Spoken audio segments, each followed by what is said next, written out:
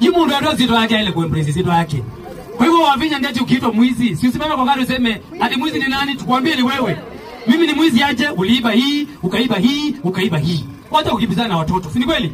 Utafunga watu wangapi kwa hela yake? Hela yake. Nuko wabechina si baita na ndawa. Nuko wanalaba mama utukana mwenda hospitali ba. Nuko wanalaba mama ulalamika ndo lelo ba. Kwa hiyo wavinya tunataka kukuambia vile Kalova amekwambia. Wewe shame on you. Wewe ni mama wina gani? Tunauza kuyote na kindu. Oyo adhiriva ukile numba ya Kalova 20. Iko akaneke kana status. Yakana eno iba numba kwake. Palo kuika loyu. Na muluzu kwa numba 50 million ba.